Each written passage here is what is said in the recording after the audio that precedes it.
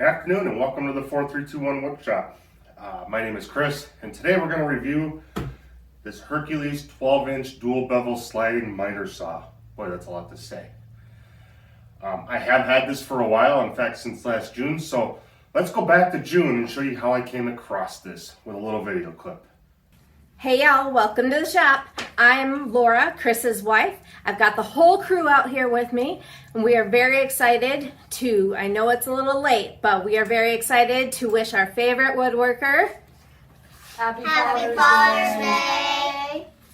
Look forward to more videos of Chris working with his brand new miter saw and getting some new reviews. Hope to see you soon. So as you can see, I got this saw for Father's Day. Now, it wasn't just random. My wife doesn't just go out and spend that kind of money without a little bit of insight. She knew I wanted this one. It had been I'd mentioned it, so that's how we ended up with this guy. I'm going to go over some of the features of it. As you can see, it's dirty. I've been using it for quite a while. In fact, I used it to make most of the miter station. I kind of joked in that, saying the number one tool used for making a miter station, a miter saw. If you want to see that video, I'll put a link in the description. I have 2 videos on basically making this and redoing this and some of the advanced features. Go check those out. But the saw itself, it is the Hercules. It does come from Harbor Freight. I can tell you from my, opening the box, it was packaged very well. Everything in the box was secure, styrofoam, big box. It's heavy, so you will need probably a small SUV to get it home. You might be able to fit it into the back seat of a car if the door will open wide enough, but it's, we've got a Yukon, and my in-laws have a small SUV. They're the ones who brought it to dinner for Father's Day, and boom, there it was, and then I moved it into my Yukon, and it took up a good portion. So some of the quick features on this thing, just like most miter saws, is it does have a push-button lock here, so it'll lock down, goes up. It is sliding on the 2 rails right here. You can see one here, one on this side. So, blade guard, a lot of the main features most miter saws will have. So, both fences will slide back and forth to give you, more slide out, more back. It also does have an arm that will come down on your workpiece. So you can lock it down, piece of wood there.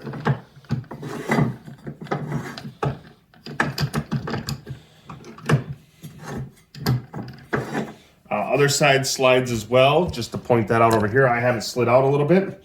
The saw itself, we have 14 inches of cutting depth, back and forth. As you can see, we go up to 60 degrees this direction. It says 50 on this direction, so but there is one detent there. I'd have to look up and see what that one is. I'll look it up. You'll see it in text right now. But to twist it, we just go ahead and we'll twist that loose.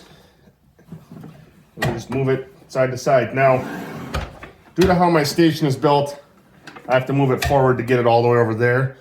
I have a wall here to keep dust from getting in the rest of the bench, but I can take that off. That's one of the features of my stand. So, and if we want to come back, we just push up on the one on the bottom, or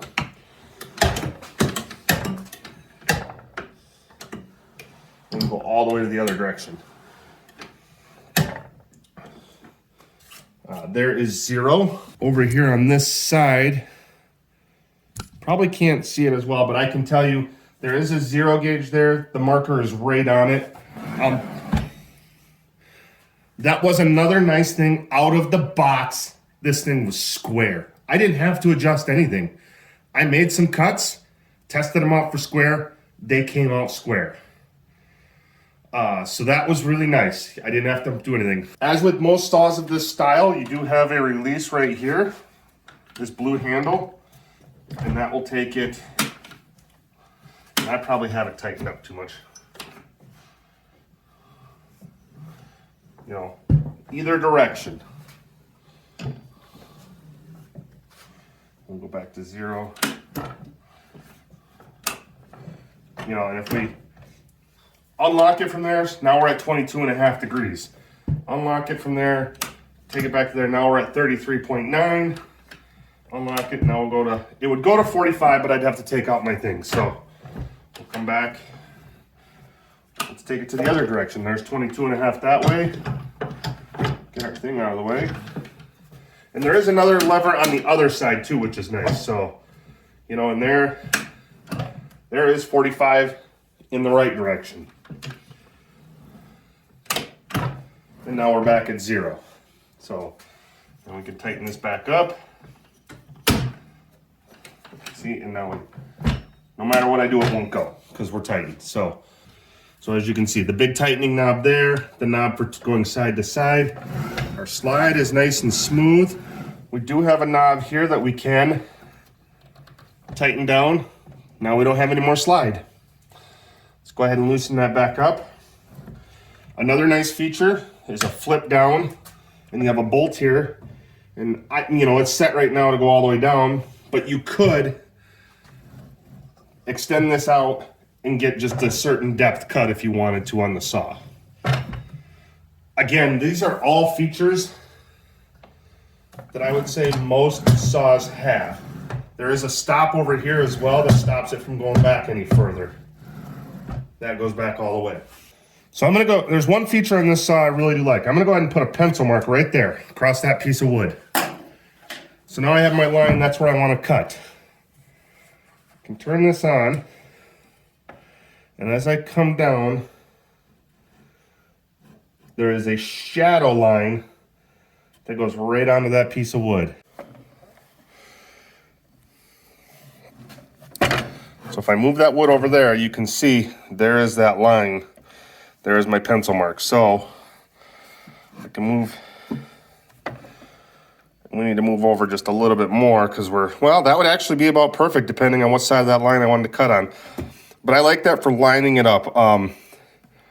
Seems much more accurate than a laser. It's exactly where that blade's gonna hit. So let's go ahead and cut that and we'll show you what it looks like and how this cuts. We've got our shadow line on. There is a safety tab up here on the top.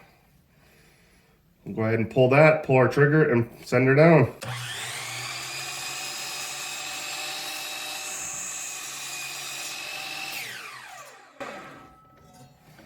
Back up we go.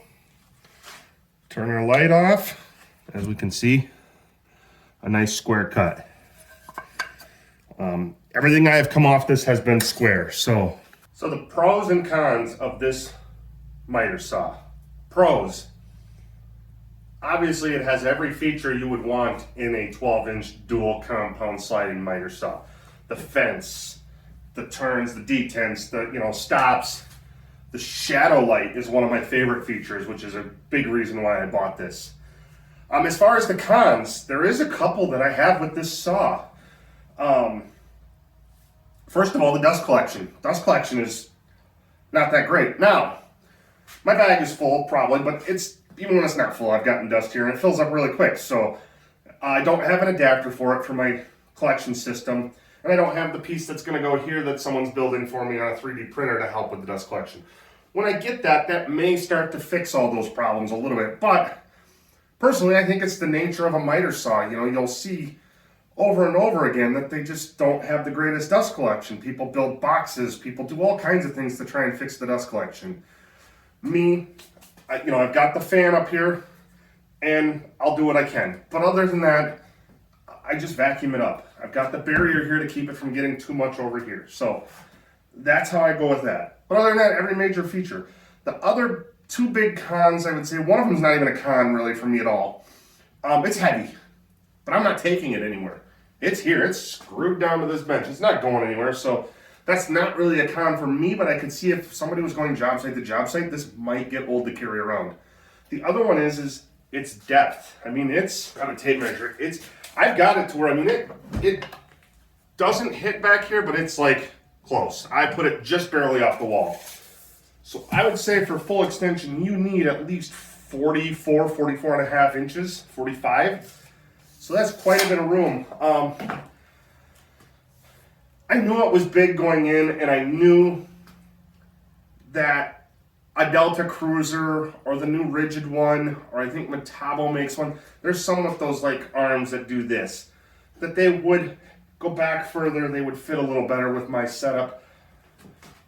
but it came down to a, can I make this work? It was a little bigger than I originally thought it was going to be, and I had a radial arm saw here, so I thought, I've got plenty of room. Let's go this route because it fit the budget. Those other ones are much more expensive saws. So that was why I went this route.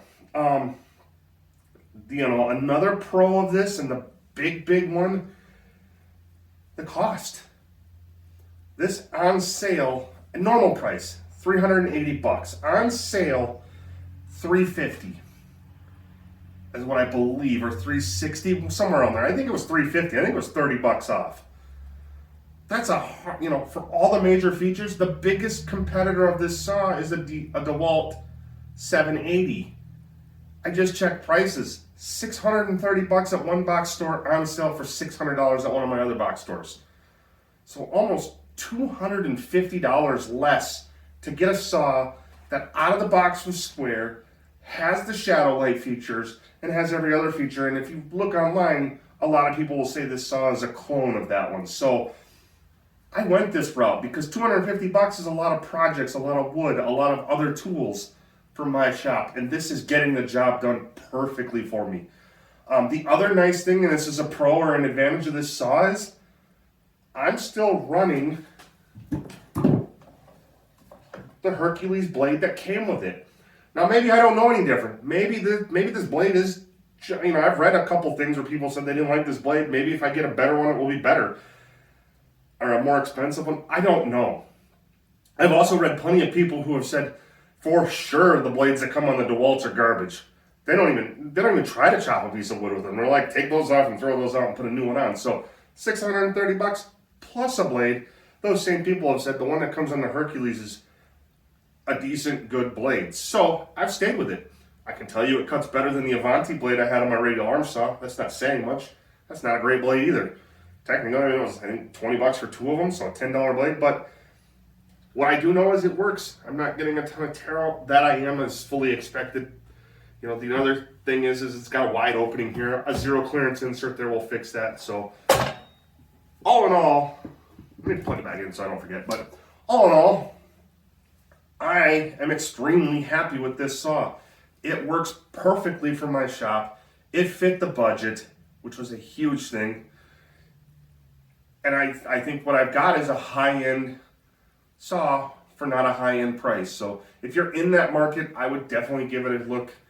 I know a lot of people don't shop Harbor Freight. I do think this Hercules line is one that is a step up. It is a better line, or a best line up of tools. They are good. Yes, it is $350, but it's not $629. So that's where I'm at personally. I guess we'll see longevity-wise how it works out. I've only had it since June, so I can't give you that update. I will one day. But until then, I'm going to keep using it and enjoying it. So thanks for watching. Have a good night.